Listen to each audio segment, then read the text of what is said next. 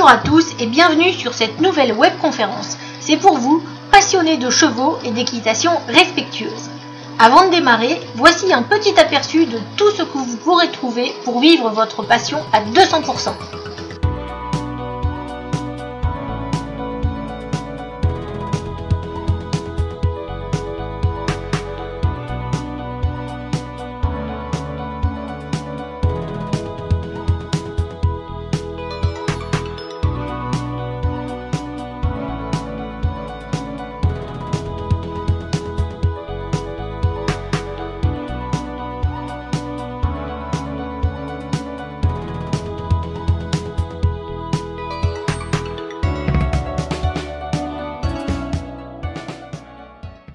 Bonjour à tous pour cette nouvelle conférence avec Sandrine Dompte.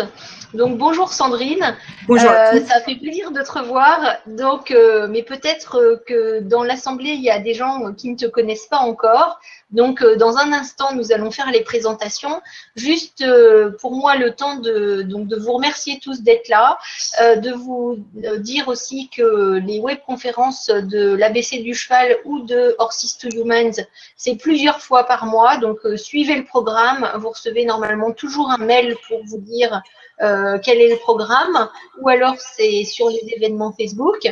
Donc, lors de cette conférence, Sandrine va vous présenter son sujet et les questions seront traitées à la fin. Donc, vous pouvez utiliser le chat pour écrire toutes vos questions, mais on y répondra et Sandrine y répondra qu'à la fin. Ça permet comme ça de les réunir entre elles et d'être bien plus efficace.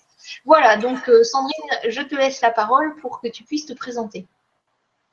Eh bien, merci Claire. Donc, je suis Sandrine Dompte. Je monte à cheval depuis 40 ans. Je suis passionnée par le dressage depuis 35 ans. J'ai monté en club pendant quelques années et tout de suite, je me suis tournée vers cette discipline que j'ai pratiquée plutôt en mode compétition jusqu'à l'âge de 30 ans. Et après, je me suis tournée vers l'équitation éthologique et j'essaye de faire le lien entre équitation éthologique et dressage. Donc, ce soir, on va voir. Vas-y Claire, je te laisse dire le titre. Alors donc ce soir on va voir quand et comment il est possible, et c'est surtout en fait c'est une question qu'on se pose tous quand on arrive à un certain niveau avec notre cheval et quand on a une approche éthologique. Est-ce qu'il est possible de faire du travail de haute école et comment est-ce qu'on va justement aborder ce virage une fois que notre cheval est on va dire à peu près dressé, mais justement, quels sont les critères, quels sont les observables et est-ce que c'est possible pour tout le monde. Donc, Sandrine va répondre à cet ensemble de questions lors de cette conférence pour nous donner les clés pour tout ça. Donc, je vais partager mon écran et on va démarrer tout de suite. Donc, par est-il possible d'aborder le travail de haute école avec une approche éthologique et comment?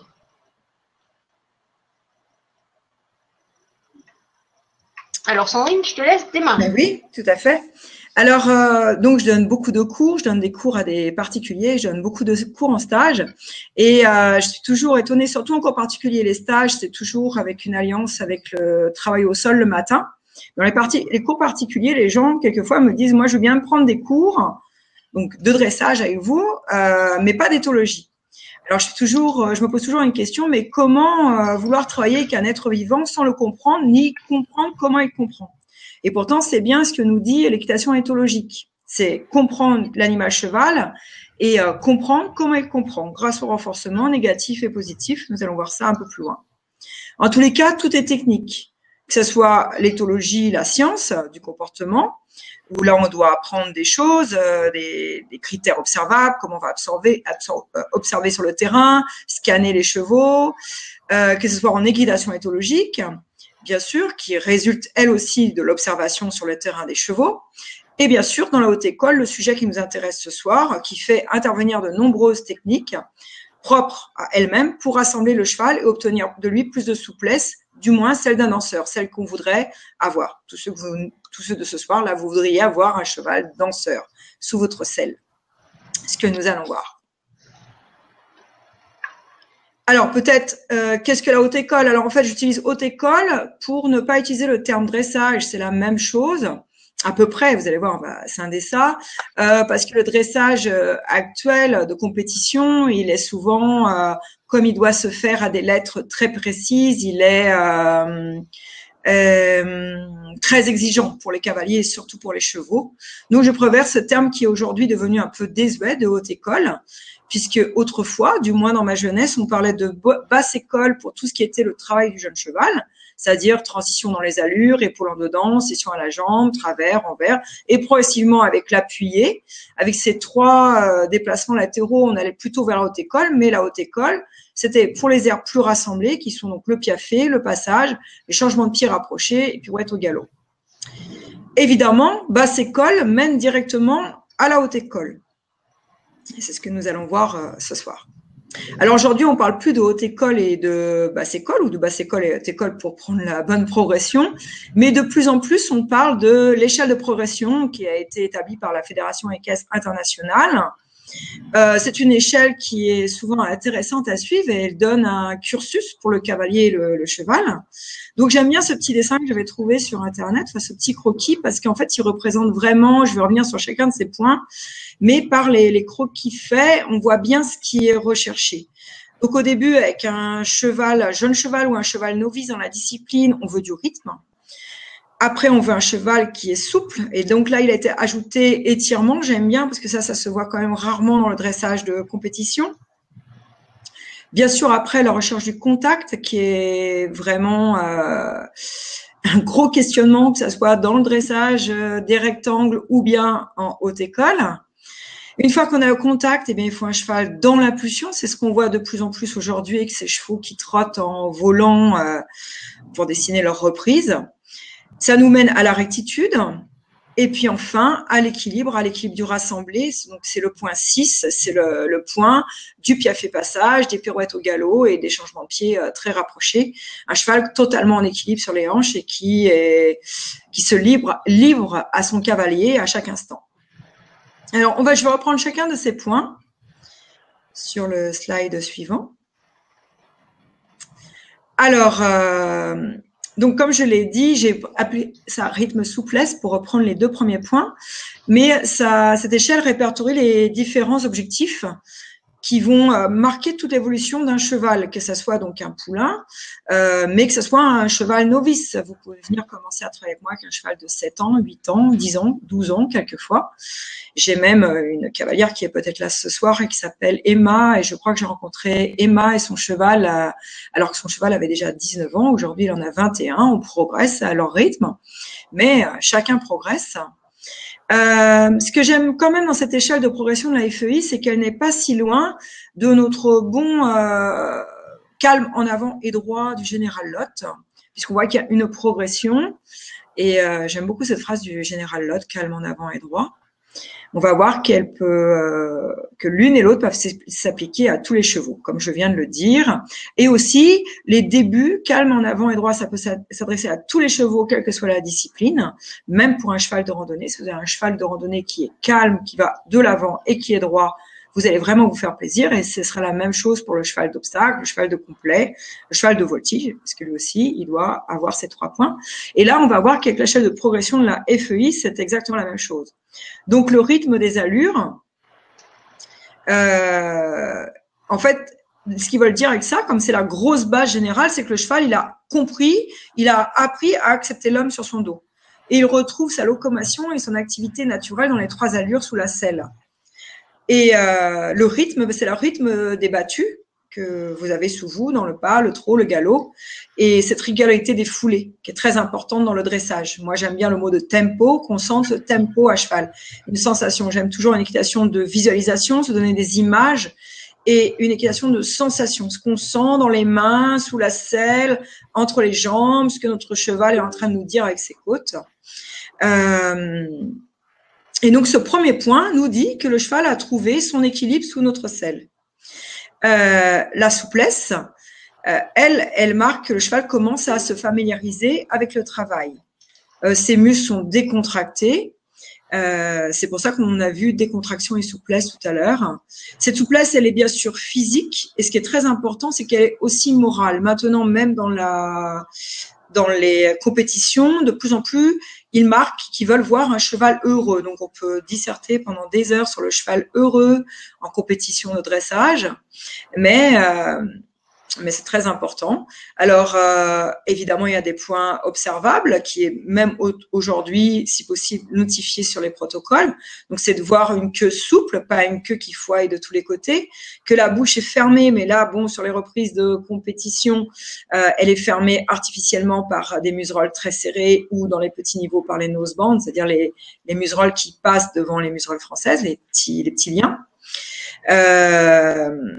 Donc, il est indiqué là-dedans que le cheval peut mâcher son mors. Pour moi, c'est très important. Moi, maintenant, j'aime beaucoup le Qigong et avec tout ce que j'ai fait avec le Qigong, on s'aperçoit que si on ne lâche pas nos mâchoires, on est complètement tendu dans le dos, on ne peut pas bien faire les exercices. Et il est noté aussi dans le cadre souplesse que sa respiration est ample. Et ça, j'en parlais il y a un instant. Quand entre les jambes, on commence à sentir le cheval respirer entre nos jambes. Il n'est pas comprimé entre les jambes, mais au sens ses côtes pouvoir aller librement entre nos deux jambes, sous et notre assiette. Le contact, le troisième point, très important. Parce que ce contact permet le contrôle des allures et le bon fonctionnement musculaire du cheval. Ça confirme qu'il a accepté le mors, puisqu'il n'est pas en train de fuir la main ni vers le haut, ni vers le bas, ni sur les côtés. Il ne bat pas à la main, il n'encense pas. Il cherche le contact de la main du cavalier. Il va emmener le cavalier vers l'avant avec ce contact, sans tirer, c'est très important. Et ce qui est notifié ici, c'est très important, ce contact n'exprime pas seulement le contact avec les rênes, mais toute la tension de la ligne du dessus, dos, garrot, encolure. Moi, j'aime bien dire que ça vient carrément de la queue et que ça va jusqu'à la pointe des oreilles. Ça fait un pont tendu qui nous mène vers l'avant. Voilà, c'est ça la bonne définition du contact. Et bien sûr, ça passe par les mains et ça peut passer par autre chose, qu'on sente sous la selle cette ligne du dos. Mais c'est une recherche. C'est quand même une recherche permanente, le contact. L'impulsion, notre quatrième point. Alors, on recherche la confiance du cheval dans le mouvement en avant.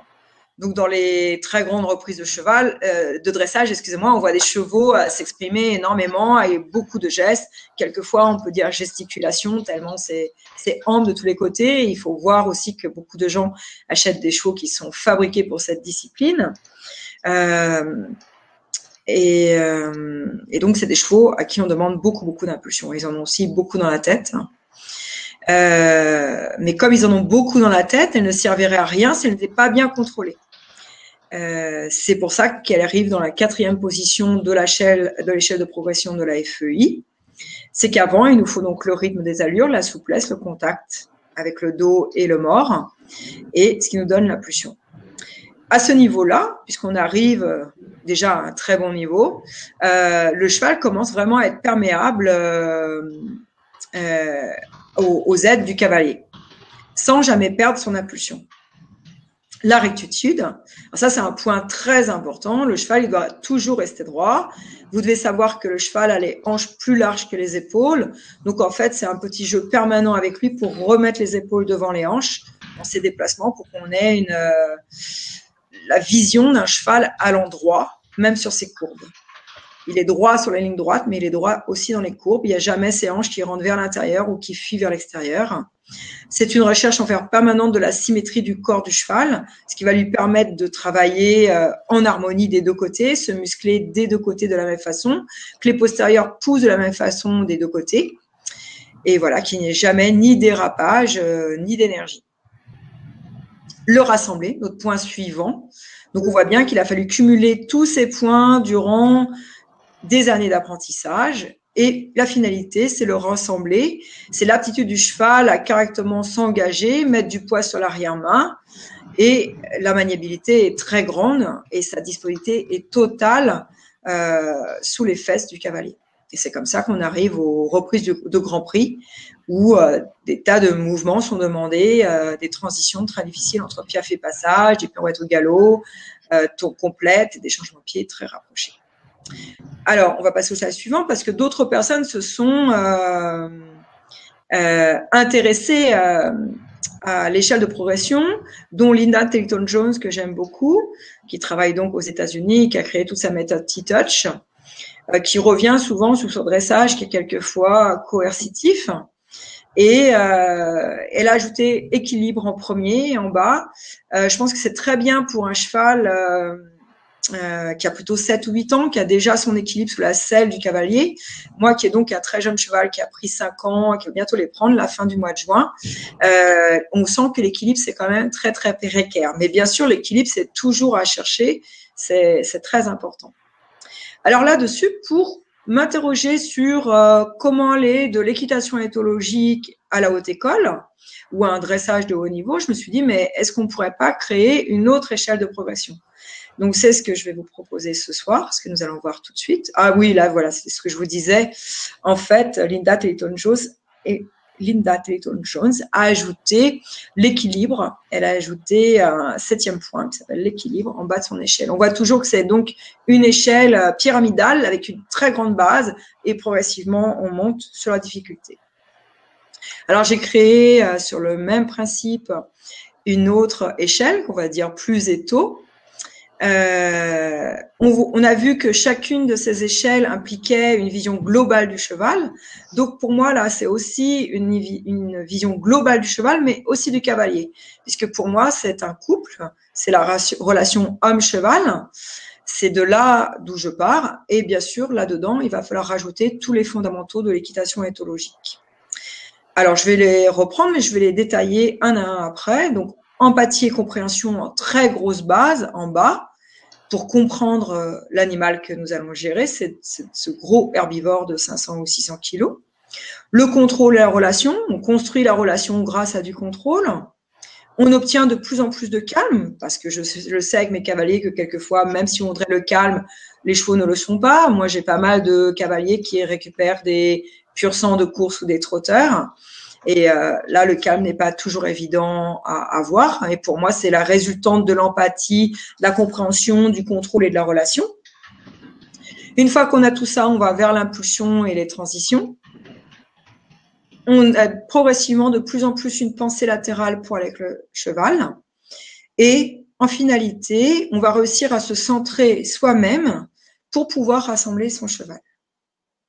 Donc, on va partir là-dessus sur chaque point. Donc, numéro 1, l'empathie et la compréhension. Pour moi, c'est vrai, ou ça devrait être la base commune de toute équitation, de toutes les pratiques équestres que l'on peut faire avec le cheval. C'est bien sûr, l'empathie et la compréhension, c'est la grande affaire de l'éthologie, que ce soit la science ou l'équitation éthologique. L'un et l'autre utilisent des critères observables. Donc, à chaque fois, qu'est-ce que mon cheval a à me dire? Suis-je capable de lire mon cheval? Qu'est-ce que lui a à me dire pour rentrer justement en empathie avec lui et pas seulement nous mettre en élément tout puissant, dominant et sans s'interroger sur ce que lui a à dire. Et pour moi, une jolie haute école qui va aller en finalité, ça ne peut passer que par là. Cette empathie, ça ne veut pas dire anthropomorphisme, pas du tout. C'est vraiment considérer le cheval pour qui il est. Et nous, être capable de se mettre à la place du cheval. Donc, qu'est-ce qui va m'amener à la haute école avec ce premier point? Et je peux y parvenir, je peux parvenir à ce que mon cheval soit un danseur étoile si je commence par comprendre qui il est. Et ça, c'est ma base fondamentale. C'est la base de tous mes cavaliers, c'est la base de tous mes stages.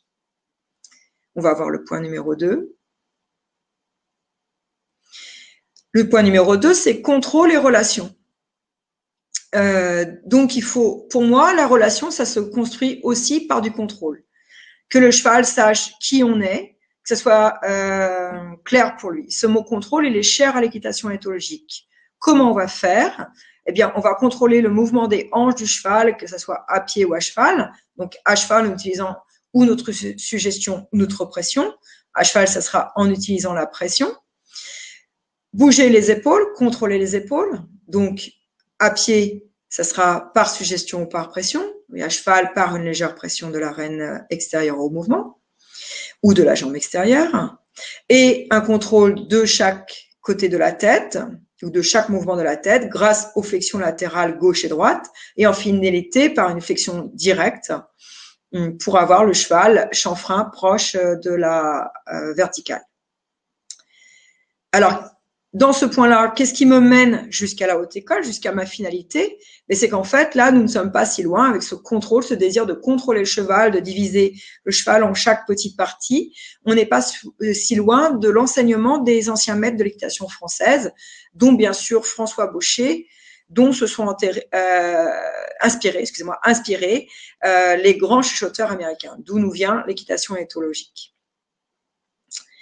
Il vous suffit de regarder les livres de François Baucher avec les gravures qu'il y avait à l'époque et vous verrez les flexions, les mouvements de postérieur. C'est très intéressant. Numéro 3, le calme. Alors, le calme, c'est souvent, on veut que le cheval soit calme.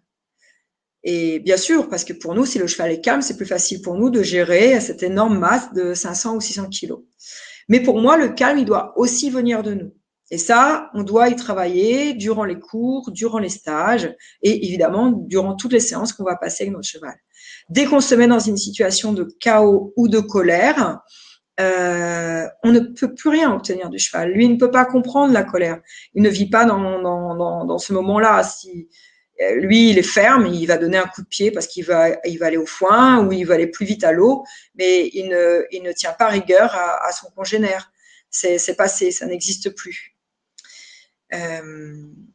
Le calme, on y parvient en ayant beaucoup de cohérence pour son cheval, en travaillant beaucoup sur soi pour toujours revenir à ce calme, à cette position neutre, et aussi en comprenant comment on va se faire comprendre du cheval. Beaucoup de cavaliers n'arrivent pas à se faire comprendre du cheval, donc du coup, ils mettent tous les torts sur leur cheval. Alors, je sais que ça n'est pas facile, mais c'est comprendre l'utilisation des renforcements positifs, donc ajouter quelque chose de positif, que ça soit une caresse, une félicitation vocale ou une friandise, quand le cheval fait quelque chose de bien, mais surtout, d'après moi, l'utilisation des renforcements négatifs, c'est-à-dire donc enlever une pression dès que le cheval fait quelque chose de bien. Et pression, c'est vraiment très très fin. Ça peut être quasiment rien du tout. Ça peut être le souffle de la botte aussi, comme disaient les anciens. Ça, je suis en train de le voir avec mon poulain, avec lequel on est en train d'apprendre le départ au galop, et il est tellement fin, parce qu'il fait 2 ans qu'il travaille dans la finesse, que vraiment maintenant, juste reculer la jambe, ça fait 3 jours qu'il galope, reculer la jambe, faire le petit bruit qu'il connaît au sol et il part au galop. Donc, ça va devenir de plus en plus facilement. Et vraiment, quand on dit renforcement négatif, c'est pas du tout péjoratif, c'est négatif, c'est soustractif. On enlève. Et on doit toujours avoir dans la tête l'utilisation de ces renforcements, qu'ils soient négatifs ou positifs, pour monter son cheval. Donc, comme je l'ai dit précédemment, on obtient le calme en général si nous-mêmes on réussit à être calme sur le dos de son cheval ou à pied. Parce que bien sûr, pour moi, l'échelle de progression, elle se fait à cheval, mais elle se fait aussi dans toute la relation qu'on bâtit à pied. Parce qu'on peut apprendre plein de choses au cheval, donc notamment tous les déplacements latéraux, que ce soit renvers, travers, appuyé, pirouette, renversé, direct à son cheval en étant à pied dans le travail en main, en étant à côté de lui à l'épaule. Et puis après, pourquoi pas, en liberté. Ça nous demande de travailler sur nous. Est-ce qu'à des moments, on va travailler ou bien par suggestion ou bien par pression? Et ça, il faut qu'on en soit conscient nous-mêmes. Alors, pourquoi ce point 3 va m'emmener jusqu'à la haute école? Eh bien, parce que si j'utilise tout ça depuis le début du processus d'apprentissage avec mon cheval, je vais avoir une équitation très fine. Surtout si, dès le début, j'utilise les 4 phases de Parelli. Parce que le cheval sait que j'ai 4 phases, que la première va être très, très douce, et que finalement, elle va devenir très ferme. Aussi doux qu'un bébé, aussi ferme qu'un cheval, dit Parelli. Donc, ça laisse une palette très large. Mais mon but, c'est que mon cheval, ou mes chevaux, j'en ai 3, ou les chevaux de mes cavaliers répondent à cette impulsion légère qui est la phase 1, qui même, quelquefois, peut être juste l'intention, la visualisation de l'exercice. Et le cheval va nous le donner parce que le cheval, il est intelligent et il est très vif dans sa tête. Si on lui donne l'occasion de réfléchir, il va le faire avec grand plaisir. Pour moi, cette finesse, c'est la pierre angulaire de la haute école. Et c'est celle, bien sûr, qui va transformer notre ami cheval en dossard étoile. Et une fois encore, cette finesse, elle va venir de notre calme, de notre centrage sur nous-mêmes. Nous allons aborder au point 4, le point 4, l'impulsion et les transitions. Alors, l'impulsion, excusez-moi, et les transitions, c'est très important. Dès le jeune cheval, dès le cheval novice, pour moi, il n'y a pas d'équitation sans impulsion. C'est très important. Il ne faut pas que ce soit une impulsion qui nous déborde. Il ne faut pas que ce soit une précipitation. Le cheval qui court après ses allures, mais le cheval, il doit aller gaiement en dessous de nous, se porter librement, avoir envie d'aller en avant. Et c'est exactement ce qu'il faut faire avec le jeune cheval au débourrage et aussi faire avec le jeune cheval qui ne sait pas si on commence à le prendre à partir de l'âge de 7 ou 8 ans ou bien plus encore. À savoir aussi que je suis pour le travail en extérieur et il n'y a rien de meilleur que d'emmener les chevaux en extérieur pour gagner en impulsion et gagner en gaieté. Les chevaux sont boostés par la campagne, par la forêt, ils peuvent être avec des copains. S'ils ne nous débordent pas, on a des chevaux qui se portent librement devant nous. Et ça, c'est très intéressant.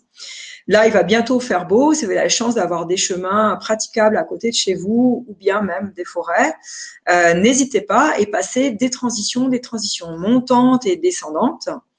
Parce que plutôt que de pousser votre cheval comme on le voit faire plein de fois dans les clubs hippiques, pousser usé, où là, vous avez des critères directement observable de mal-être, où les yeux sortent de la tête du cheval, le cheval est trempé, il ne peut plus respirer, les naseaux sont dilatés à cause de museroles serrées, ou bien tout simplement parce qu'il a beaucoup de mal à reprendre son souffle. Ça, c'est vraiment des critères de mal-être. Il n'est pas bien, le cheval, il n'est pas heureux. Alors que si vous passez tout ce travail à l'extérieur, le cheval va se porter gaiement, il va aller devant vous, vous le reprenez, il repasse au pas, il repasse au trot, il repasse au pas, il prend le galop. Et vous pouvez transformer ça en jeu, en challenge. Allons jusqu'au prochain arbre. Est-ce que nous pouvons aller jusqu'à ce cycliste? Ah, à ce cycliste, on va transitionner au pas pour le saluer. Et vous allez vers un cheval qui se porte librement sans l'user. Et ça, c'est un point très important. Je reviens encore sur un point très important, c'est que vous devez avoir des transitions aussi bien descendantes que montantes, c'est-à-dire qui descendent dans l'allure ou qui montent vers une allure supérieure. Et aussi avoir des transitions dans l'allure. Avec ça, ce point 4, vous devez avoir un cheval qui devient réactif, qui a envie de faire pour vous, qui a envie de faire avec vous. Progressivement, c'est ce cheval qui rentre dans le couloir des aides. Et j'aime beaucoup la phrase de Andy Booth qui dit le couloir de confort. Le couloir des aides, c'est pas un couloir qui maintient, qui contraint, c'est justement un couloir qui dit au cheval, voilà, pose-toi là, laisse-toi guider par mes deux jambes, laisse-toi guider par mon assiette, laisse-toi guider par mon regard, suis mon focus. Et nous allons aller ensemble librement.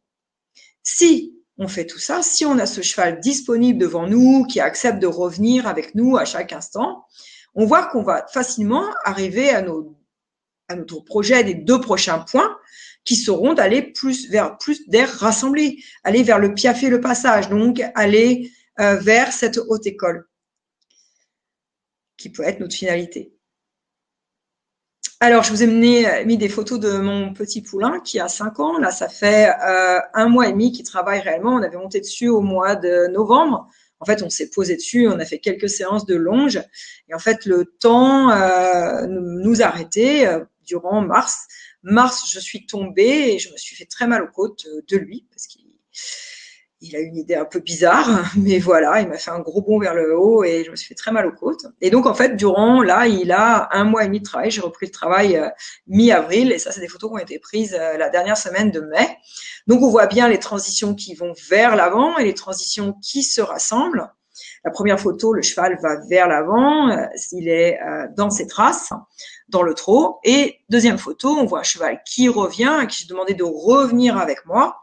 Là, on voit qu'il est beaucoup moins dans ses traces parce qu'il ne va plus vers l'avant, il commence à monter vers le haut.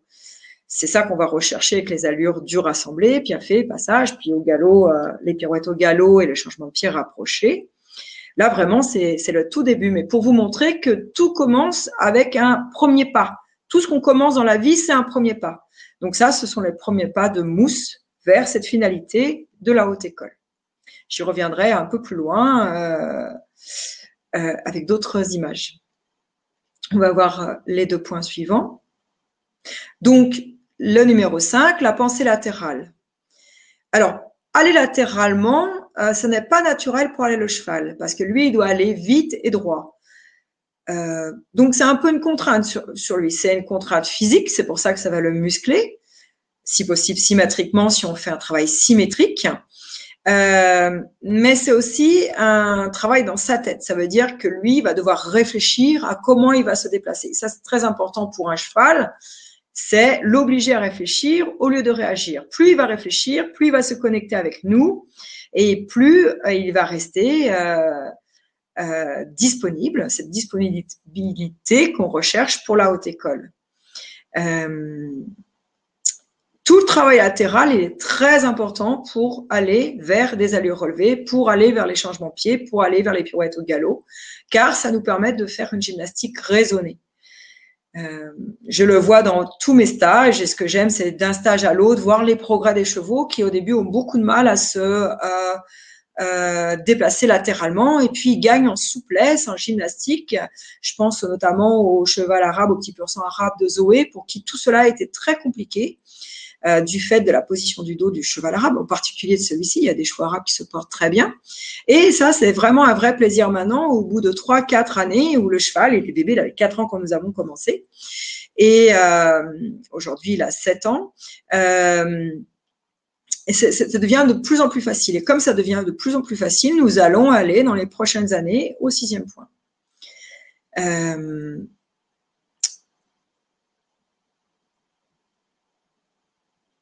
Alors, c'est toujours intéressant de se questionner. Non, il faut que tu me laisses sur l'autre page, Claire. Merci beaucoup.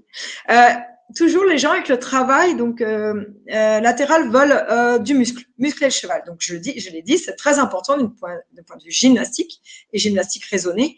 Mais il faut toujours penser dans ce travail un autre premier point qui était compréhension et relation, pour ne pas perdre le cheval, ne pas l'user sur des kilomètres d'épaule en dedans ou des kilomètres d'appuyé, jouer avec lui. Et là encore, c'est la transition entre des petits cercles, des petites voltes, des épaules en dedans, aller en appuyé, aller droit devant, reprendre en appuyé, qui va rendre notre cheval réactif, disponible sous nos aides et de plus en plus musclé dans son corps, mais sans être musclé du type bodybuilder, mais encore une fois, comme un danseur. Comme la pensée du cheval n'est pas directe, elle n'est pas comme nous, il faut aussi, dans ce point 5 pour moi, de plus en plus faire preuve d'une pensée latérale. Alors, je vais vous donner tout de suite un exemple. C'est que pour, par exemple, obtenir le piaffe, on ne va pas contraindre le cheval à vouloir quasiment l'arrêter et le violenter avec un stick pour qu'il piaffe, comme je l'ai vu plein de fois durant des stages, voilà. Mais c'est par ce travail de gymnastique où on va emmener chaque postérieur en dessous l'autre et bien sûr les transitions comme on l'a vu au préalable, qu'on va progressivement mener le cheval vers des allures plus relevées. Cette fois-ci, tu peux en effet passer sur le point 6, auquel j'attache beaucoup d'importance, en particulier sur ce premier point, se centrer pour assembler, se centrer. Car pour moi, c'est très important que, surtout à ce niveau-là, on sache qui on est pour notre cheval. Une gymnastique propre, ça emmène le cheval à faire tous ces exercices. Si on veut faire un travail de qualité, en finesse, il faut savoir qui on est nous. Et ça va nous aider vraiment à travailler avec nos chevals parce que ça va nous asseoir et pour fixer toute notre base sur le cheval. Ça va nous permettre de souffler et donc aller avec lui, comme je l'ai dit, sentir ses côtes sous nos jambes. Est-ce qu'il est stressé? Est-ce qu'il arrive à respirer? Est-ce qu'il est disponible? Si on arrive à se centrer, on va réussir à sourire. Et ça, c'est très compliqué pour le cavalier. J'en sais aussi quelque chose parce qu'on est concentré, on a envie d'obtenir des choses. Et pourtant, la vie est tellement plus simple pour nous et pour le cheval quand on réussit à sourire. Et c'est tellement plus joli à voir. Se centrer, c'est aussi accepter de perdre aujourd'hui pour gagner demain. Ce n'est pas parce qu'aujourd'hui mon cheval ne fait pas très bien ou ne fait pas tout ce que je veux que je ne vais pas gagner demain. Du reste, progressivement, si vous réussissez à vous centrer, il y aura plus cette frustration de se dire mon cheval n'a pas bien fait aujourd'hui. Peut-être que s'il n'a pas bien fait, c'est tout ce qu'il pouvait vous donner aujourd'hui. Et vous en tirez les bénéfices demain. Il n'y a pas de mauvais jours, il n'y a que des jours qui se succèdent et on gagne chaque jour, l'un après l'autre. Et tout ça, bien sûr, c'est la résultante d'un lâcher-prise avec le cheval. Et vous allez voir, ça sera aussi un lâcher-prise dans la vie. Et c'est très important. Si vous réussissez ces 3 points, non, il faut que tu me laisses, c'est toujours pas fait la conclusion, Claire. Si vous réussissez à faire ces 3 points, tout ce qu'on vient de voir, vous réussirez un jour à rassembler votre cheval. Si c'est votre finalité, mais peut-être que votre finalité, c'est d'avoir un cheval complètement disponible pour aller en forêt. Et ça, c'est très plaisant. Je le vois aussi avec mes cavalières qui se font très plaisir à aller avec un cheval en confiance et avec une très bonne relation sur tous les chemins autour d'elles, ou les chemins de France, ou les plages. Mais ce que j'aime particulièrement dans cette approche globale de la haute école, c'est que vous n'avez pas besoin d'acheter un cheval qui vaut une fortune et qui est fait pour ça, du type cheval allemand ou cheval hollandais. Ils sont faits pour ça. Donc, il y a des difficultés avec eux aussi. Mais cette haute école, vous pouvez l'atteindre avec, comme je disais, un cheval trotteur ou même un pur sang arabe. Parce qu'en fait, c'est vous qui allez vous transformer. C'est vous qui allez vous transformer pour transformer votre cheval. Alors, peut-être qu'il aura moins d'impulsion que le cheval allemand. Mais il sera peut-être plus élégant. Il faut changer son curseur, son critère d'observation. Mais il fera les mêmes choses. Il aura peut-être d'aussi jolis changements de pied rapprochés. Il aura peut-être même un plus joli piaffé. Si, bien que peut-être que son trot allongé sera moins joli, parce que lui, il n'a pas été fabriqué pour faire ça. Je vois qu'il y en a qui me connaissent là, la danse des épaules. C'est très bien, c'est la danse des épaules. On va passer à la diapo suivante, Claire. Alors, comme je disais, tout est toujours dans le cheval. C'est pour ça qu'il faut toujours l'inviter à faire et accepter qu'il nous propose des choses. Si un jour il nous propose de piaffer, il faut lui dire qu'on n'est pas vraiment preneur, surtout s'il fait ça pour se défendre de quelque chose, mais il faut pas le punir parce qu'un jour, on aura certainement besoin qu'il piaffe pour nous. S'il change de pied sur une diagonale, il faut pas l'accepter s'il fait un changement de pied sur toutes les diagonales parce que là, ça devient gênant, surtout si c'est pas du tout ce que nous voulons, mais on peut l'accepter parce que si on punit chaque changement de pied, le jour où on voudra changer de pied, on ne pourra plus changer de pied. Quand je dis inviter à faire, il faut monter tout ce processus d'apprentissage pour que le cheval réussisse à faire ce qu'on aimerait qu'il fasse. C'est ça qui est très important. Et surtout, jamais le mettre en difficulté. Ce que j'aime beaucoup, il y a une phrase encore de Andy que j'aime beaucoup. Andy dit qu'il n'y a pas un cheval qui est plus proche d'un frigidaire que l'autre. Donc, il n'y a pas un cheval qui est réellement plus froid que l'autre. Bien sûr, il y a des chevaux qui sont un peu plus construits pour la discipline, comme je viens de le dire. Mais si vous montez avec finesse, comme je viens de vous l'évoquer avec ces 6 points, vous pourrez rendre tous les chevaux vibrants. Et vous saurez comment l'atteindre avec tous les chevaux. Puisque notre but, c'est toujours d'avoir un cheval attentif et disponible à nos aides.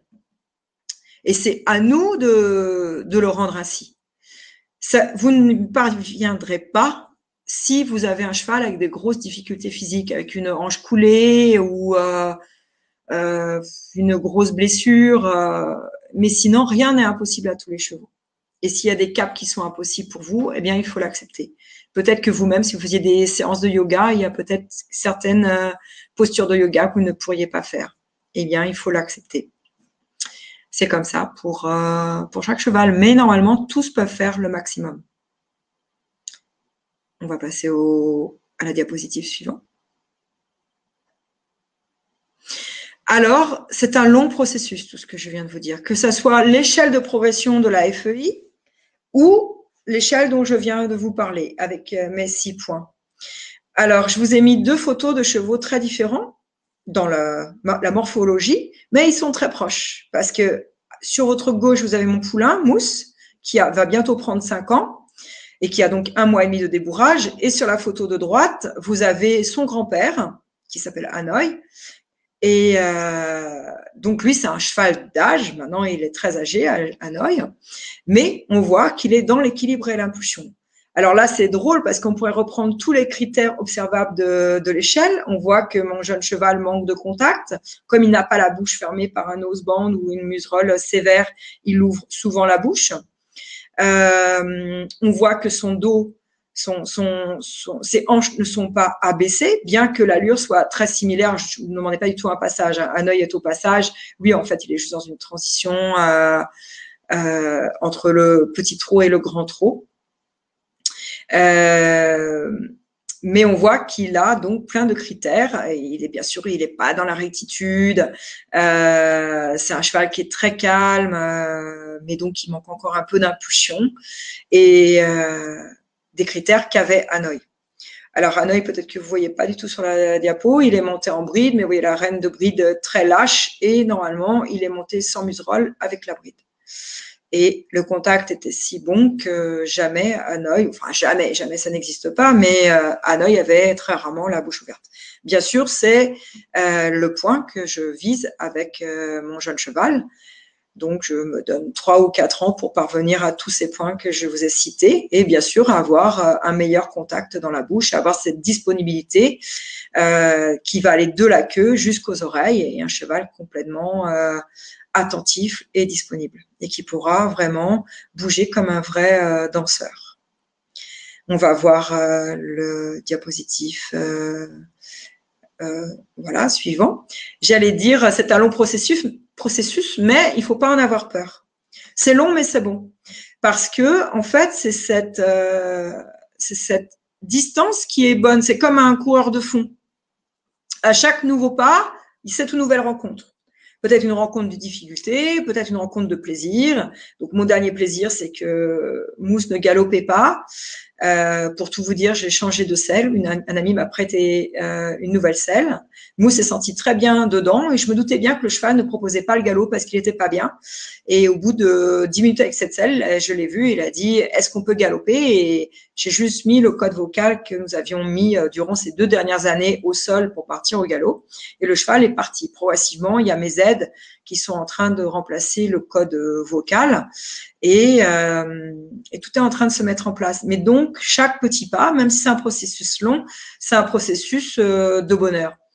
Et donc, comme je vous l'ai dit auparavant, pour moi, c'est jamais une frustration. C'est toujours un plaisir. C'est très, très rare que ce soit une frustration. Il faudrait même que je mette sur mon Facebook. Aujourd'hui, j'ai été frustrée parce que vraiment, ça m'arrive très rarement. Alors, c'est un long travail parce que c'est un long travail de compréhension du cheval. C'est un long travail de compréhension de sa biomécanique. C'est très important comment le cheval fonctionne. Parce que comment on va lui demander les choses? Il faut toujours penser à lui comme un gymnaste à qui on va apprendre à faire des choses avec son corps. Et c'est aussi une compréhension de soi pour être bien avec soi-même. Et comme je vous le disais juste là, ne pas rentrer en frustration quand on ne réussit pas. Je sais qu'il y a plein de gens qui rentrent dans la frustration pour le changement de pied au galop, parce que ça ne passe pas toujours. Ça, c'est quelque chose qui est très frustrant. Parce que ça passe en 2 temps, ça passe pas du tout, ça passe d'un côté, pas de l'autre. C'est pas grave, faut trouver plein d'exercices avec des barres au sol, des exercices de travail latéral avant d'y parvenir. Et un beau jour, ça vient. Et là, ce jour-là, c'est magique, c'est le miracle et on est super content. Et on va pouvoir aller plus loin. Et là, peut-être qu'on vivra une autre petite frustration, mais ça sera encore une nouvelle rencontre, une nouvelle étape. Et puis, chaque cheval est différent. Ce n'est pas parce que j'ai monté le grand-père, le père et la mère de mon jeune cheval qu'il est pareil. Il a plein de critères tout à fait similaires, mais c'est un cheval différent. Je ne peux pas monter comme j'ai monté les autres. Donc, même quand on a fait le chemin plusieurs fois avec différents chevaux qu'on a pu monter et mener jusqu'aux plus grands airs de la haute école, c'est toujours une remise en question. Mais cette remise en question, encore une fois, il faut le faire dans le bonheur.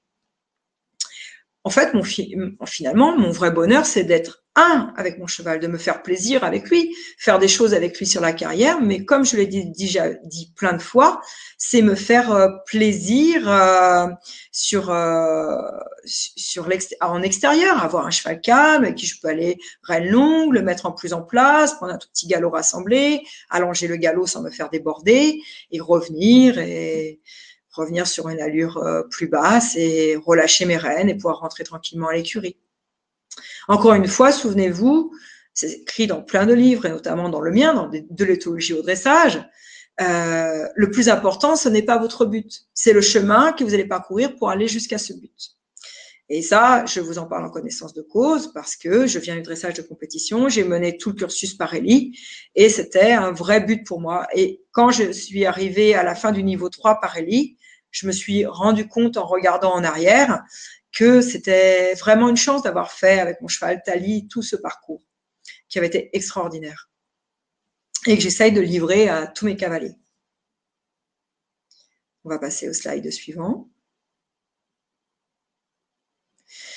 Alors, en conclusion, oui, il est possible d'aborder la haute école avec l'équitation éthologique, et même, c'est ce que je vous recommande de faire, parce que vous allez prendre conscience de vous-même, de qui vous êtes et de qui est votre cheval et qu'est-ce qu'il peut faire pour vous. Alors, voici pourquoi j'ai créé la formation Top Rider. C'est une formation qui va durer 3 ans pour chacun des gens qui vont suivre cette formation, où il y aura un gros regroupement de 3 jours tous les trimestres, ou à peu près tous les trimestres. C'est-à-dire tous les 3 mois. Un regroupement de 3 jours, tous les 3 mois. Alors, ce qui est important pour moi dans ce groupe et qui diffère des stages habituels, c'est que les stages, souvent, les gens ils demandent un stage ou 2 stages, un stage par an ou 2 stages. Là, ça sera 4 stages par an. Et ça sera surtout un groupe. Il y aura un groupe Facebook où il y aura tous les top riders inscrits dessus et vous pourrez tous échanger entre vous. Ça sera un groupe privé, il ne sera pas ouvert aux autres personnes de l'extérieur. Vous pourrez échanger et bien sûr, j'aurai moi aussi accès à ce groupe et je pourrai répondre à toutes vos questions. On peut passer au slide suivant.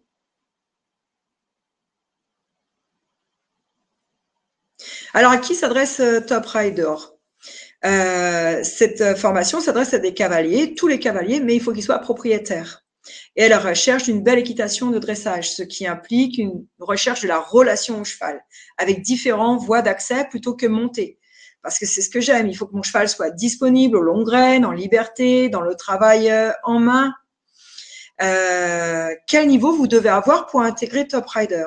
En fait, je veux que vous soyez à l'aise aux 3 allures pour pouvoir intégrer ce groupe, donc pas trop galop, et que vous ayez de bonnes notions d'équitation éthologique, ou des notions, que vous sachiez ce que c'est.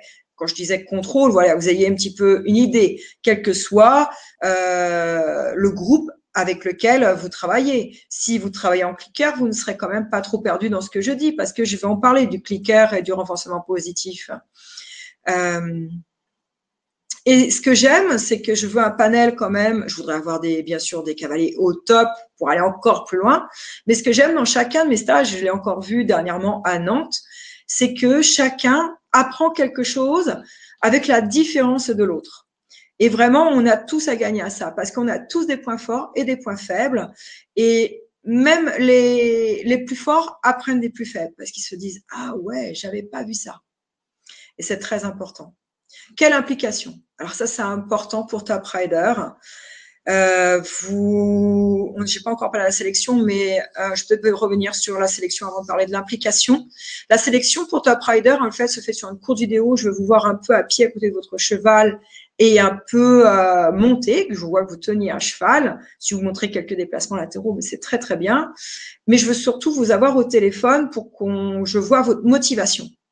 Votre motivation à intégrer cette formation qui va donc s'étaler sur 3 ans avec 4 rendez-vous par an, ce qui est lourd, mais aussi c'est un travail lourd d'investissement pour vous avec votre cheval au mois et hebdomadaire. Ça veut dire que pour moi, au minima, vous devez travailler votre cheval 3 ou 4 fois par semaine pour répéter vos gammes, ce que vous allez voir durant chacun des stages. Et dans chacune de ces approches, que ce soit montée, aux longues graines, en liberté, au travail en main, 3 ou 4 fois, c'est ce que je fais avec mon jeune cheval. Donc, c'est quand même tout à fait faisable. Et c'est aussi, votre cheval, il apprend avec ça. C'est pas la peine de faire du rabâchage et répéter les mouvements.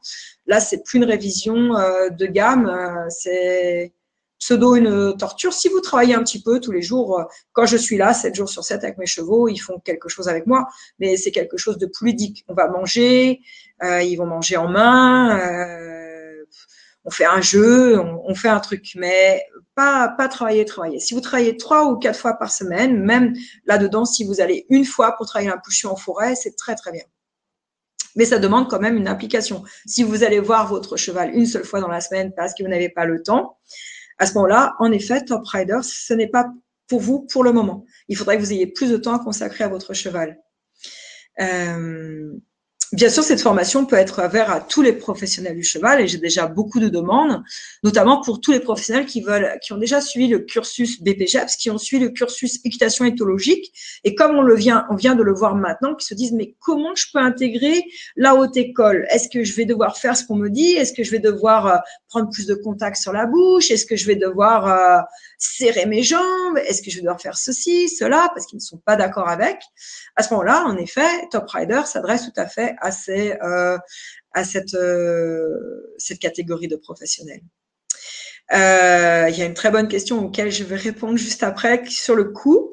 Mais cette formation aussi, pour vous développer personnellement, ça fait 3 ans que je me suis lancée dans le Qigong avec une très bonne prof à côté de chez moi. Le Qigong, là encore, c'est un long processus, mais nous verrons des petits mouvements durant chaque rencontre, chaque regroupement, ainsi que des petits temps de méditation, parce que je suis pas du tout une pro de la méditation, je suis plutôt quelqu'un d'hyperactif qui a besoin de faire plein de choses, de me fatiguer avant d'aller me coucher, de monter plein de chevaux, de donner des cours, me bouger. Et j'ai aussi commencé la méditation il y a quelques années, il y a 2 ans quand j'ai eu mon hernie discale. Ça a vraiment permis de me recentrer sur moi-même et je pense que c'est vraiment important pour faire tout ce cursus, pour revenir à soi. Donc, on en fera très peu, mais on en fera. Et si vous êtes plus demandeurs, on en fera plus. Je vous publierai des petites vidéos sur notre groupe. Alors, les lieux, pour le moment, il y a 2 groupes. Il y en a un juste à côté de Nantes et il y en a un dans le château de Saint-Fargeau. Alors, Nantes, c'est moi qui le gère et Saint-Fargeau, c'est une de mes cavalières. Le mieux, c'est d'aller directement sur le site de Top Rider, donc www.top-rider.eu. Et là, vous aurez toutes les informations. Le premier regroupement à Nantes aura lieu les 8, 9 et 10 juillet, donc c'est-à-dire très prochainement. Par contre, celui de Saint-Fargeau aura lieu les 2, 3 et 4 septembre prochains. On va passer au slide suivant. Alors, comme vous nous avez suivis ce soir, jusqu'à là, tardivement, et vous êtes 53 avec nous, moi, je vais vous faire une offre de prix, c'est-à-dire que normalement, cette formation coûtait 360 € par regroupement. Et en fait, je vous fais une remise de 60 €, c'est-à-dire que vous ne payerez que 300 € pour ces 3 jours. Et c'est-à-dire pendant les 4 regroupements de votre première année de ce cursus de 3 années de formation. Il suffira de m'indiquer sur Messenger ou de me dire sur téléphone le mot de passe webconférence de l'ABC, comme ça je saurai que vous étiez là et ça s'appliquera directement. Dans ce prix-là, il n'est pas inclus le prix de location des box ou des pâtures, quand cela est possible, parce que ça diffère entre Nantes et Saint-Fargeau. Et là encore, je vous incite à aller voir sur le site Top Rider ou de me contacter directement sur mon Facebook, mon Messenger, donc ça c'est Sandrine Donte, et je vous donnerai toutes les informations individuellement. Alors, Claire vous propose aussi une remise sur les formations en ligne. Donc, moi, je vous recommande, si elle vous fait une remise, d'en profiter pour acheter la formation que j'avais faite sur le chargement dans le vent. C'est bientôt l'été, il va falloir partir à la motte pour ceux qui font la motte, ou bien emmener votre cheval à la plage. Et donc, là, vous aurez tout plein d'exercices pour faire le chargement dans le vent. Mais je vais laisser la parole à Claire et après, je vais répondre à toutes vos questions. Merci Sandrine donc, pour cet exposé vraiment très concis et toujours aussi précis. Donc oui, en effet, vous avez vu pendant toute cette formation des offres à arriver. Vous avez en effet 2 offres spéciales. Avec Sandrine et avec les autres conférenciers, nous avons prévu plusieurs formations en ligne. D'ailleurs, il y en a une sous presse avec Sandrine. J'espère qu'on va réussir à la sortir bientôt. Mais donc, on a une formation sur soigner son cheval au naturel grâce aux huiles essentielles, une formation de yoga pour cavalier avec plus de 73 exercices, je crois. Donc là, il y en a vraiment pour tous les goûts, je vais dire. Et puis le permis cheval qui donne tout ce qu'il faut savoir quand on est propriétaire de cheval, d'un cheval pour être un bon gardien. Et puis justement, c'est dans cette formation qu'on va retrouver le chargement dans le vent. Pour ceux qui donc cette offre est affichée sur le côté. Si vous cliquez sur le bouton j'achète, ça va vous ouvrir une page et vous aurez tout le temps de lire ce qui se passe après la conférence. Je vais remettre l'offre sur les webconférences puisque vous savez maintenant il n'y a plus de replay. Seules les personnes qui sont présentes lors de la conférence ont le lien pendant quelques jours et toutes les conférences par contre restent accessibles dans cet univers. Donc on a aujourd'hui plus de 50 conférences et 15 faites par Sandrine, donc sur tous les sujets, sur beaucoup de sujets que Sandrine a abordés aujourd'hui et en tout cas des sujets qui vont vous préparer pour tous ceux qui n'ont pas encore atteint ce niveau à atteindre justement l'entrée à Top Rider. Donc nous allons maintenant répondre aux questions. Alors Sandrine, on va commencer par la question de Violaine qui disait… Allô? Oui, vas-y. C'était là, tu m'entends? Donc on va commencer par la question de Violaine qui nous disait concernant les transitions, que faire quand le cheval lève toujours la tête dans les transitions descendantes type galop pas ou trop arrêt, pas arrêt? Ce problème se pose aussi bien en filet, en e-call, mais aussi sans rien, juste un doigt sur la cordelette. La transition passe toujours, mais ce problème persiste depuis toujours. Alors, donc moi, je ferais retravailler les flexions latérales à gauche et à droite pour obtenir aussi les flexions directes du cheval. C'est-à-dire que le chanfrein vienne par renforcement négatif sur la verticale. C'est première chose, mais je pense que là, on est vraiment sur le point contact. Le cheval n'a pas compris comment utiliser son dos sous la selle du cavalier. Et pour ça, moi, j'ai un petit exercice, c'est que je fais chasser la hanche vers l'extérieur avec un très bon timing dans la main, où dès le cheval commence à se mettre rond, il y a un relâchement dans la main. Et progressivement, le cheval se construit, accepte ça et donc il passe ces transitions de plus en plus rond.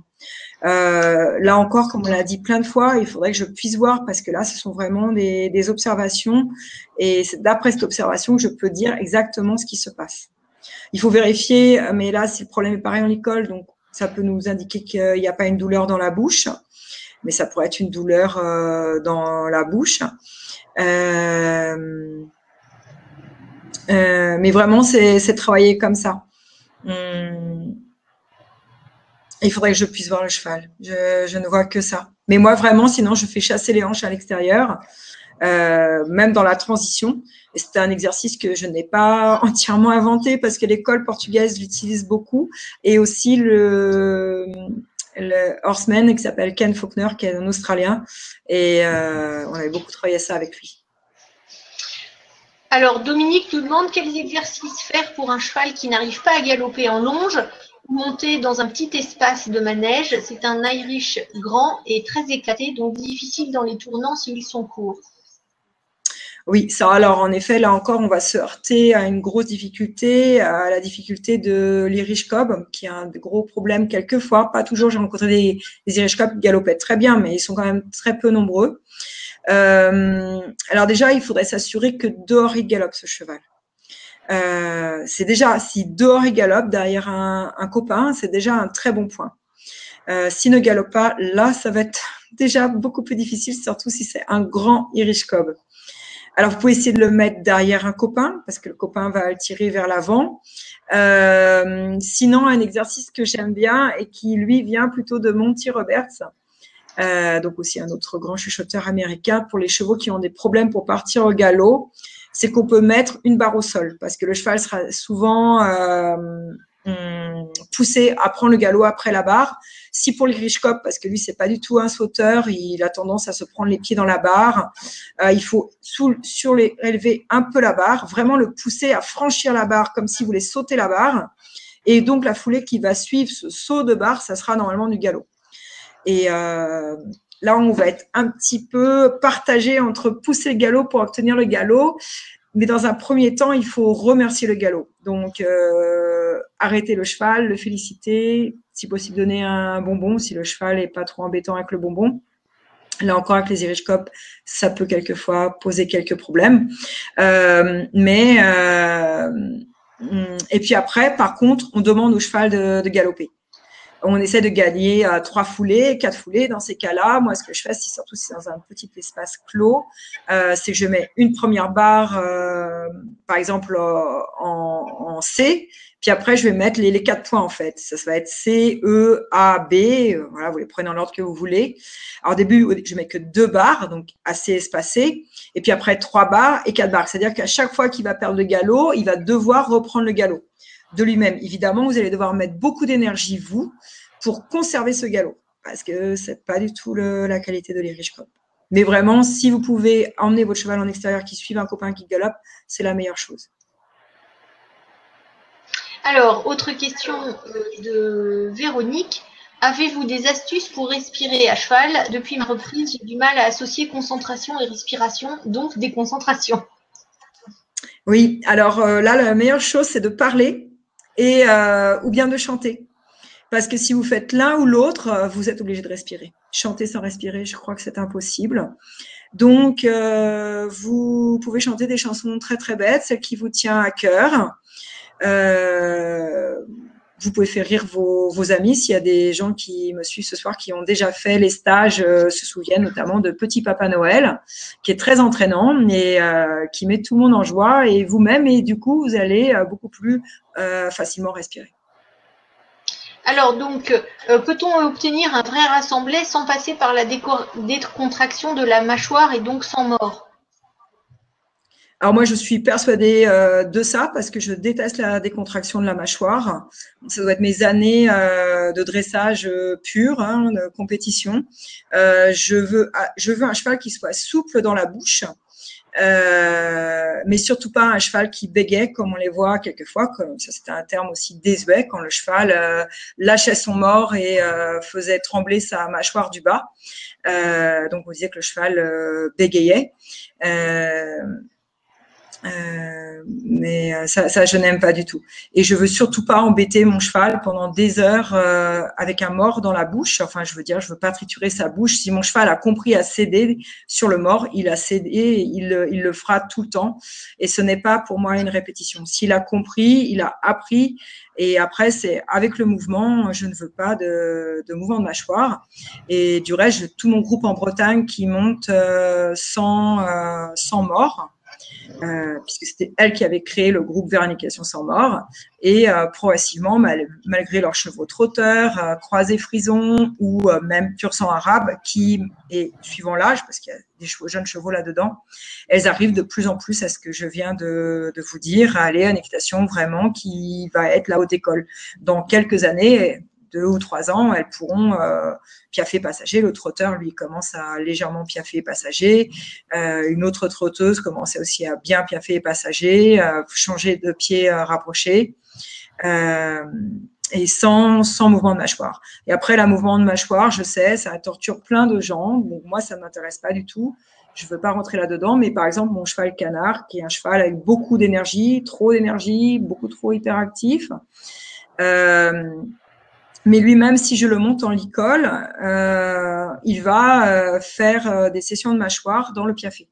Alors que ce n'est pas du tout quelque chose que je recherche. Je ne le veux pas parce qu'il m'arrive aussi de sortir en compétition. Le père et le grand-père de Mousse, je les ai sortis en compétition. Il m'était déjà reproché de ne pas serrer mes museroles. Donc, si en plus mes chevaux avaient bougé la mâchoire du bas, là, j'aurais été complètement sanctionnée sur chacun de mes protocoles et c'est pas du tout ce que je recherche. Malgré tout, je recherche une équitation qui est dans l'air du temps d'aujourd'hui.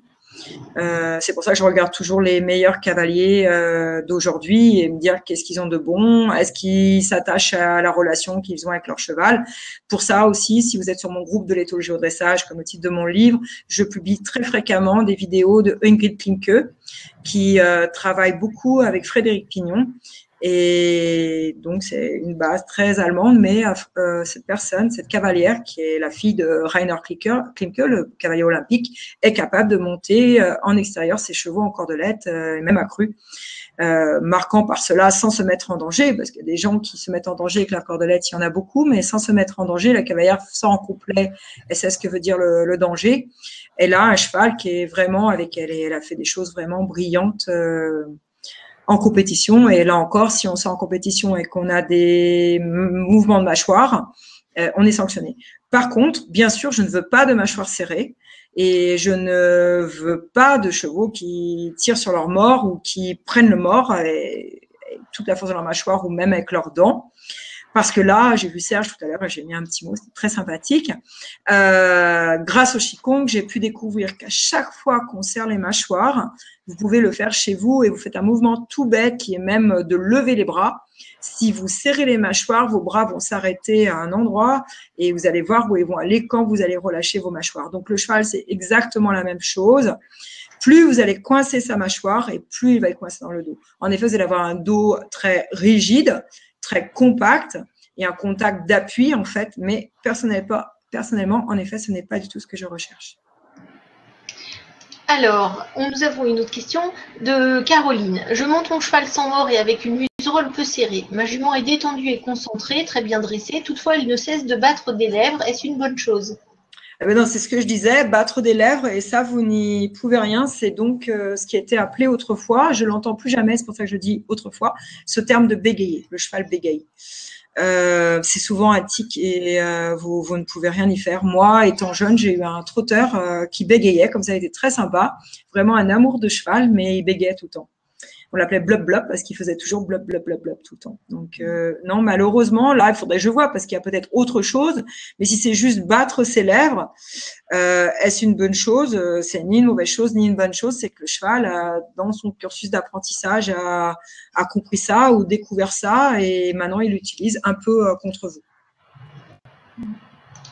Ensuite, nous avons une question de Sarah. Mon cheval a tendance à être lourd lors des déplacements latéraux, charge des épaules et à précipiter. Comment améliorer ça? Par les transitions. Vraiment, transition montante et descendante et les transitions dans chaque allure. Petit trot, petit galop, sur place, grand galop. Alors là, je voulais faire un exercice avec 4 barres au sol et ou 8. Vous construisez un grand carré en fait et vous dites de cet endroit-là à cet endroit-là du carré, je veux aller au petit trot. De cet endroit-là à cet endroit-là, je veux aller au petit galop. De cet endroit-là à cet endroit-là, je veux aller au grand galop. Et vous allongez, vous compressez. En tous les cas, donnez-vous, vous pouvez faire 4 coins avec des cônes dans la carrière. En tous les cas, ce point sur lequel je mets un focus, c'est vous donner des repères visuels. Parce que sans repères visuels, vous ne savez pas ce que vous faites. Et c'est ça qui est très important. Et les repères visuels, ça vous donne ce que vous faites, mais aussi ça vous donne votre progression. Parce que peut-être que vous n'arriverez pas à atteindre ce cône ou retourner à ce cône en étant moins vite. Mais ça, c'est peut-être aujourd'hui. Et demain, vous allez y parvenir. Et c'est ça qui est très intéressant et c'est ça qui vous permet de ne pas être frustré quand vous descendez de cheval. Alors, nous avons aussi la question de Marie-Laure. Quelle est la base ou les bases d'une remise au travail sans brusquer le cheval? Un programme à suivre dans le bien-être du cheval. Alors là, c'est une grande question. Je pense que là, il faut même répondre à ça lors d'une autre conférence. C'est ça. Ouais. Donc, il est remis au travail. Pourquoi, Marie-Laure? Il a été blessé. Et qu'est-ce qu'il faisait auparavant? Il était à quel niveau de travail? Est-ce qu'il vit au box, en pâture? Question. Je ne sais pas si Marie-Laure est toujours avec nous. Si, normalement, Marie-Laure est toujours là. Le temps qu'elle. Il y a peut-être toujours. Il y a quelquefois un décalage. Donc, surtout, si vous avez d'autres questions, n'hésitez pas à les poser dans le chat. Alors, pour revenir sur cette question, en attendant les réponses de Marie-Laure, ce dimanche, je crois, je suis allée voir ma propre ancienne instructrice de dressage qui avait mis sa jument à pouliner. Donc, sa jument a vécu en pâture avec son poulain. Elle était rentrée la nuit, mais toute la journée, elle était en pâture. Donc, elle a vécu, on l'a séparé très tardivement sur mes conseils, le poulain. Donc, il était séparé à 10 ou 11 mois, voire 12 mois, même je crois qu'il a 12 mois. On l'a séparé parce qu'il commençait à saillir sa mère, donc là, ça n'allait plus du tout. Mais il vivait pas seul, hein, non, ne mettez pas ça sur mon dos. Il vivait avec d'autres chevaux.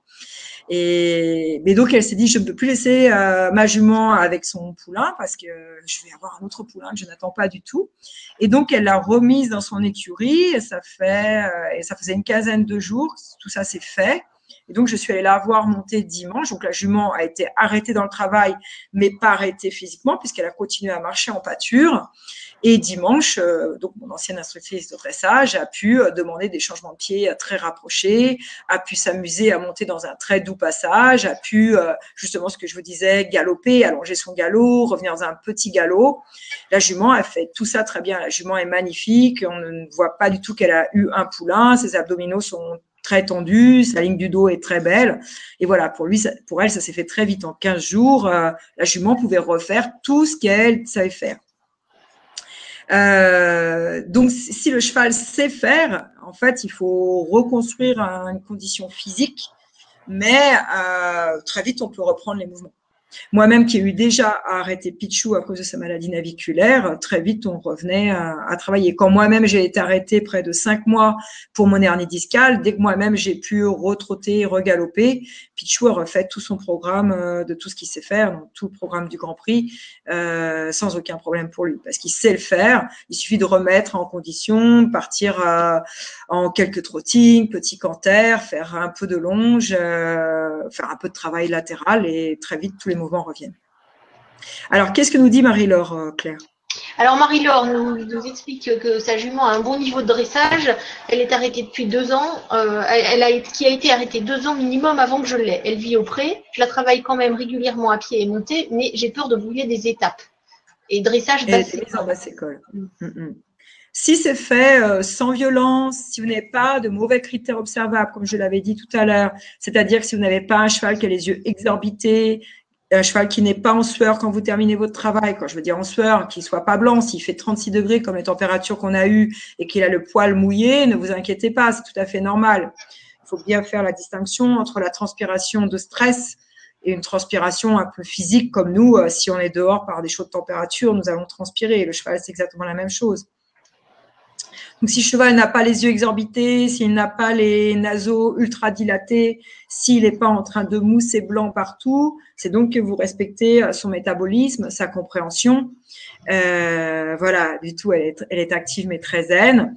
Eh bien, il faut reprendre tout le processus de construction gymnastique, donc tous les travails latéral, contre-épaule en dedans, session à la jambe, appuyé, zigzag. Comme ça, vous allez monter progressivement vers la haute école. Et aussi toutes les transitions qui sont très importantes. Petit trot, grand trot, passer du pas au trot, du trot au pas, du pas au galop, du galop au trot, du petit galop au grand galop. Et votre jument va se construire. Toujours en le respectant et aussi très important en donnant des moments de pause. Pas vous dire je monte 40 minutes dessus et je fais. Arrêtez de faire et être un petit peu. C'est ça qui est très important. Être. Vous devez être et vous intéresser à ce que est en train de vous dire votre jument. C'est ça le plus important. Si vous l'écoutez, elle va vous le dire. Alors, d'autres questions? Est-ce que tu en as qui arrivent? Alors, bon, Marie-Laure demandait si tu conseilles plus du travail en longe ou du travail à cheval ou les deux. Tout. Je te conseille tout. En longe, à cheval, en liberté, aux longues graines, aller la promener en main pour créer une relation avec elle, la gratouiller, la penser en extérieur. Si, bien sûr, elle est sage en extérieur, n'allez pas vous faire déborder si vous vivez à côté d'une autoroute. Mais moi, j'aime beaucoup aller faire marcher mes chevaux en extérieur pour créer la relation avec eux, passer du bon temps avec eux. Alors, elle insiste sur les transitions, c'est très bien. Voilà, et elle est dans le bon sens. Ben, c'est très bien. Parfait, Marie-Laure. Alors, est-ce qu'il y a d'autres questions?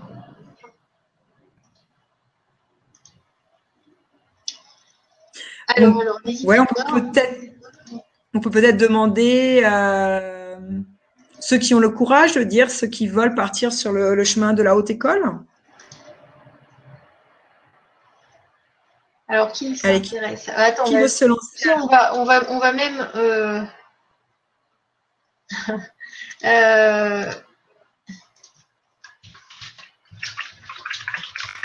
Ah, ben super, son mari confirme qu'elle fait déjà tout ça, Marie-Laure. Ah, parfait, il faut continuer comme ça, Marie-Laure. Et filmez-vous. Si votre mari il a un smartphone, il vous filme de temps en temps et vous vous regardez après. Et surtout, vous observez ce que vous dit et ce que fait votre jument. Le travail des frisons, ah, ça c'est un travail, ça. Alors, eux, il faut réussir à les descendre. Dans la notion de contact, ça c'est très important pour eux de réussir à les descendre. Donc là, c'est un peu le même processus que tout à l'heure, qui est de faire chasser un peu les hanches vers l'extérieur, avoir un très bon timing dans la main intérieure afin que le cheval descende et tire sa ligne du dos. C'est compliqué, ce n'est pas infaisable. Et par contre, c'est des chevaux très souples, donc vous allez très vite aller dans tout le travail latéral. La plupart ont moins de difficultés que les chevaux Irish Cob pour galoper. Quelquefois, ça peut être compliqué, mais ils ont quand même un look baroque, beaucoup plus baroque que les Irish Cob. Donc, rassembler galop pour ceux qui sont courts et baroques, c'est quand même facile. Et vous allez y parvenir. S'ils sont trop froids, et alors les frisons, il y a toujours l'un ou l'autre. Il y a les frisons qui sont trop chauds et les frisons qui sont trop froids. Vos frisons trop chauds, ça peut être rigolo. Faut pas se laisser déborder. Le frison froid, ça peut être embêtant parce qu'on a vraiment l'impression de devoir mettre en route toute une machine. Là, par contre, je vous conseille vraiment d'aller en extérieur, de faire des trottings, des petits canters sans les épuiser parce que j'ai une élève qui a un frison qui a un peu d'âge et on a justement abordé tous les cafés passages. Et avec ce frison, j'ai découvert qu'ils avaient une cage thoracique plus petite que les autres chevaux. On voit, ils sont moins épais souvent.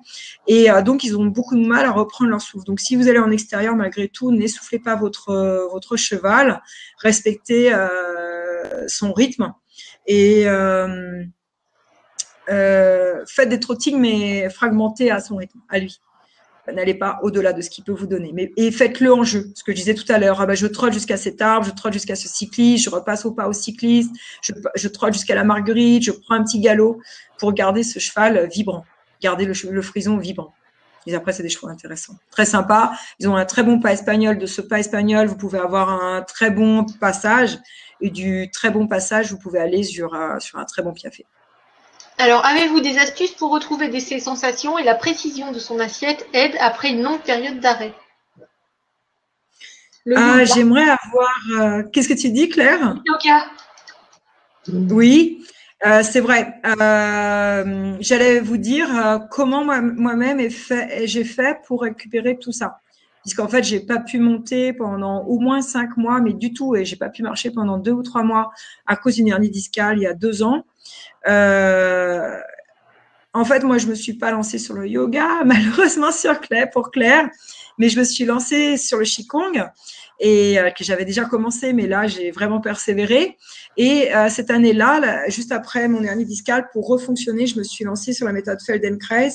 Vous allez trouver pas mal de vidéos sur YouTube. Donc aussi, ça, j'essaierai de partager ça pendant mes formations parce que ça permet vraiment de comprendre comment fonctionne notre corps et comment utiliser notre dos. Et vraiment, je pense que c'est des exercices autres que monter à cheval qui nous permettent de remonter à cheval. Et à cheval, ne vous stressez pas. Dites-vous que tout va revenir. Moi, vraiment, quand je me suis remise à cheval, fin mars, tout était douleur. Je ne pouvais pas du tout m'asseoir sur l'arrière de mes fesses. Tout ce qui était proche du coccyx, c'était vraiment l'enfer. Et en dressage, on doit être assise, hein, pas assise devant. On doit vraiment être assise. Et c'était vraiment l'enfer. Et au mois d'août, je préparais un concours d'équitation de travail où j'avais la lance et je galopais de tous les côtés. C'est un processus long que j'ai pas essayé de calculer dans ma tête. J'ai laissé faire mon corps et voilà, il faut s'en remettre au corps. Quelquefois, il faut s'en remettre au corps. Et aussi faire un peu de gym à côté, que ce soit du yoga, du pilates ou du Feldenkrais, et ça va vous aider.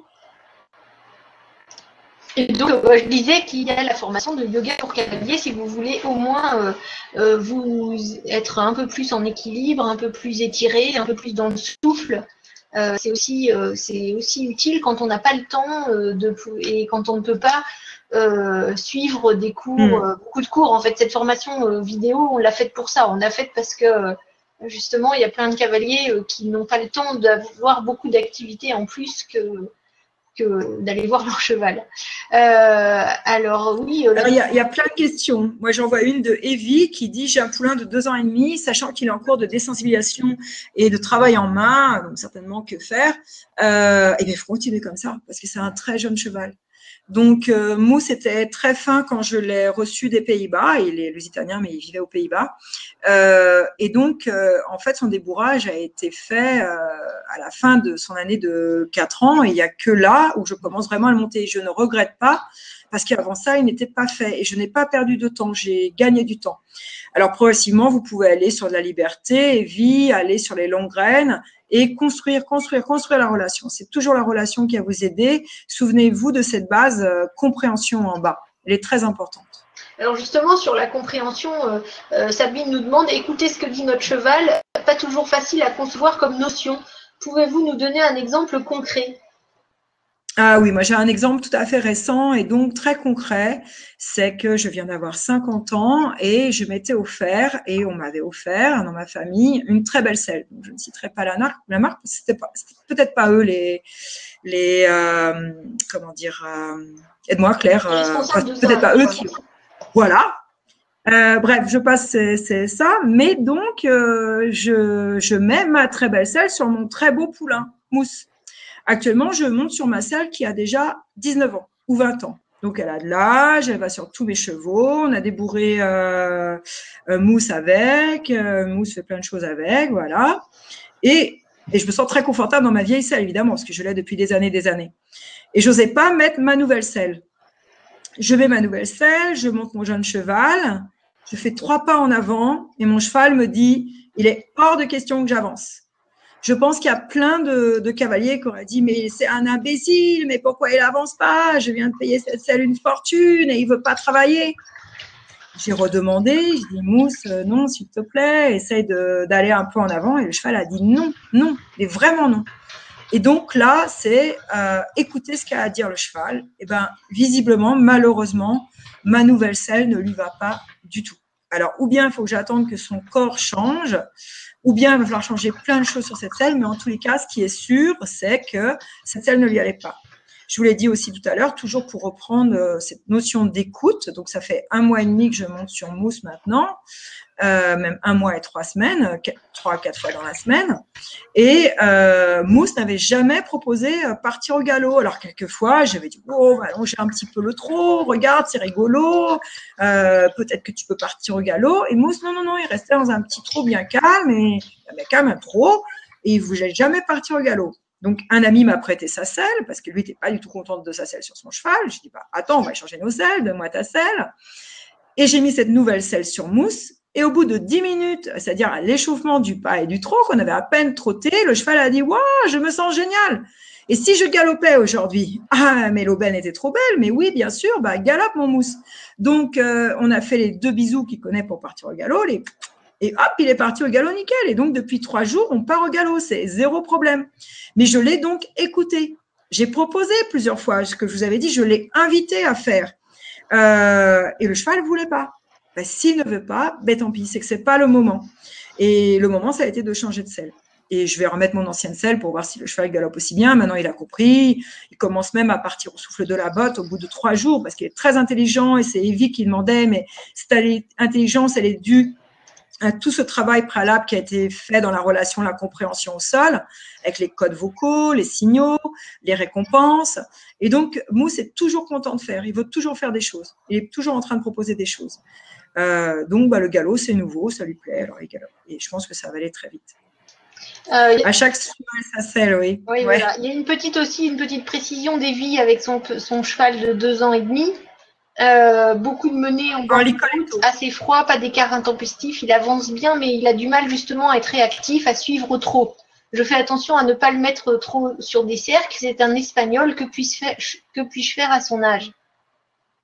Et s'il est trop petit. Ouais. 2 ans et demi, il est trop bébé. Faut pas le mettre sur un cercle 2 ans et demi. Faut vraiment faire 2 ou 3 cercles à chaque main et faire autre chose. Faire que de la ligne droite, aller dehors, faire des jeux, genre équitation de travail, passer entre 2 barres, des cônes, courir de là à là. Faites-vous aider par quelqu'un qui va mettre un peu d'impulsion derrière pour qu'il comprenne, parce que peut-être qu'il n'a pas du tout compris que vous voulez qu'il court avec vous. Ça arrive aussi. Je pourrais vous raconter plein d'anecdotes avec Mousse qui avait jamais compris pour faire les changements de main au trot vers moi. Ça lui a mis 1 an pour comprendre ça, peut-être même 1 an et demi. Et maintenant, il fait ça sans problème. Pichou, que vous voyez qui était sur l'image de l'annonce là, pendant 1 an et demi, Pichou n'a pas compris le départ au galop. Je répétais, départ au galop, départ au galop. Et il ne comprenait pas. Il était là, non, on ne pas le départ au galop. Même s'il partait au galop, le lendemain, je félicitais, waouh, génial, tu es parti au galop, c'est génial, tiens, je descends, prends des bonbons. Le lendemain, je remettais mes aides et c'était impossible de partir au galop. Ça a duré quasiment pendant 1 an et demi. À 8 ans, Pichou changeait quasiment de pied au 2 temps. Donc, chaque chose va en son temps. 2 ans et demi, il est trop bébé. Surtout les pures races espagnoles, c'est des chevaux tardifs. Il sera terminé comme Mousse à l'âge de 7 ans. Il faut le laisser grandir. Alors, d'autres questions? Y a-t-il d'autres questions? Bon, bah écoutez, alors, allez, une dernière question. Il n'y a pas une question plus haute, je pensais l'avoir vue. Non, non, nous avons répondu à toutes les questions. Alors, bah écoutez, s'il n'y a plus de questions,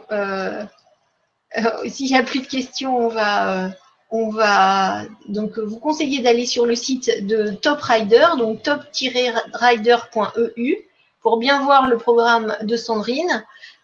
Suivez aussi donc les programmes des webconférences. On va reprogrammer des. Ah, si, une autre question. Alors, ça sera la dernière ce soir. Mon cob normand a beaucoup d'énergie à la longe. Il veut jouer et galoper gaiement. Cependant, après moins d'un demi-tour, m'emmène vers la sortie de la carrière. Vu que j'essaie de le garder sur le cercle, il me fait face. J'arrive à le faire repartir sur le cercle. Il recommence à chaque fois au galop. Idem pour le grand trot sur un grand cercle. Aucun problème sur un petit cercle. Que faire? Là, il faudrait que je vois. Il y a un problème de comportement, il faudrait vraiment que je vois.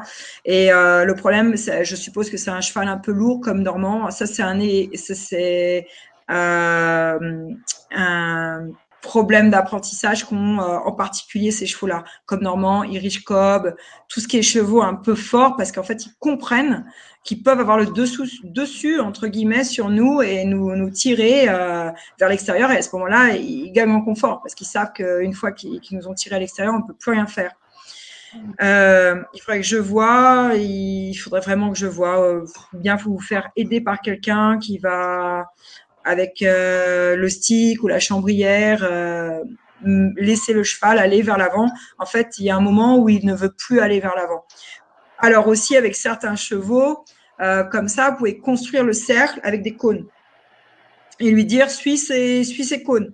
Et si vous utilisez le clicker ou même un petit bruit de bouche qui veut dire « c'est bien », vous récompensez à certains cônes, que ça devienne un plaisir pour le cheval de faire un cercle et qui se disent oh, si je vais d'un cône à l'autre, c'est un peu comme un jackpot. Il ne sait pas à quel cône ça va cliquer et il va avoir une récompense. Et donc, c'est à lui de se dire mais si je vais à ce cône, je vais peut-être avoir un bonbon. Si je vais à ce cône, je vais peut-être avoir un bonbon. Et alors, au début, il faut récompenser plein de cônes et puis après, vous espacez les cônes. Le clic, le bruit de bouche et la friandise. Et après, même, vous pouvez espacer les cônes. Vous mettre plein de cônes ou mettre des petits cubes, tout ce que vous voulez. Et après, vous êtes juste à 4 cônes qui symbolisent à peu près un cercle. Ça peut vous aider que du positif. Sinon, malheureusement, il va falloir voir de la punition pour le remettre en avant. Parce que là, il a très bien compris. C'est lui qui vous met dans l'inconfort pour travailler. Et ça, c'est très dur. Mais ça arrive très souvent sur les chevaux un peu froids et un peu lourds. Et je ne sais pas quel âge il est, mais c'est pareil, s'il est trop jeune, il faut oublier ce type d'exercice et repartir sur des exercices plus ludiques. Alors, il n'y a pas d'autres questions pour le moment. Véronique qui me dit qu'il y a un problème de carte là. Je vais laisser le code promo toute la semaine, d'accord? Donc comme ça, si vous voulez profiter des offres cette semaine, ce sera encore possible. Donc je ne sais pas pourquoi il y a un problème de carte. j'ai bien reçu la première commande, mais c'est peut-être qu'ils considèrent que 2 achats successifs, ça peut poser problème. Donc voilà. Donc ce que je disais aussi tout à l'heure, c'est qu'avec Sandrine, on est en train de vous préparer une formation vidéo sur les longues graines. Donc on va aussi démarrer un petit cycle de conférences sur ce sujet pour préparer justement pour préparer le lancement de cette formation vidéo qui devrait, je l'espère, sortir début juillet. Début de l'été. Hein. Faut vraiment qu'on se mette un peu au travail. Voilà, au travail. Mais ce qui nous plaît pas, c'est que c'est derrière l'ordinateur. Moi, je préfère être avec les chevaux dans la campagne. Alors, c'est un peu difficile de nous voir. Ouais, puis moi, j'ai un peu besoin de toi quand même pour finaliser tout ça. Pour te choisir. Mais donc voilà, on n'est pas loin de vous préparer ça. Ce serait super sympa si vous nous disiez si ça vous intéresse, par exemple. Alors, je vous mets. Avoir des questions. Je vais vous mettre une question comme ça, vous pouvez nous dire. Et aussi, si ça vous intéresse de suivre des conférences sur le sujet. Donc voilà, la question est sortie. N'hésitez pas à me dire dans le sondage ce que vous en pensez, parce que ça me permet toujours d'avoir un petit peu un retour à chaud. Alors attendez, hop, c'est celle-là, c'était pas la bonne. Voilà, maintenant elle y est pour de vrai. Donc comme ça, vous allez me dire ce qu'il en est. Et puis donc demain matin, vous allez recevoir un mail avec le lien du replay. Vous aurez aussi un lien pour répondre à des questions si ça vous plaît. Et est-ce que vous pouvez aussi nous donner des idées de conférences, des choses que vous aimeriez voir ou revoir aussi. Parce qu'il y a peut-être des sujets qu'on a traités il y a quelque temps, on les traitera obligatoirement différemment. Donc, n'hésitez surtout pas à nous demander ça et ça nous permet d'être un peu aussi motivés. Le travail à l'épaule, ce serait intéressant. Exactement. Alors, ah oui. Mais c'est la suite de Longraine. C'est prévu, ça. Ouais, voilà. On doit le faire. On a du boulot. On va peut-être aussi, pour ceux qui malheureusement ne peuvent pas aller à Top Rider, réussir à en faire une formation vidéo. En tout cas, on travaille beaucoup pour tout ça. Sandrine, merci pour tout. Et puis, merci Claire. À très bientôt. Je vous souhaite à tous une très très bonne soirée et puis à très bientôt. Ciao, ciao. Ciao tout le monde. À bientôt. Bonjour à tous et bienvenue sur cette nouvelle webconférence. C'est pour vous, passionnés de chevaux et d'équitation respectueuse. Avant de démarrer, voici un petit aperçu de tout ce que vous pourrez trouver pour vivre votre passion à 200%.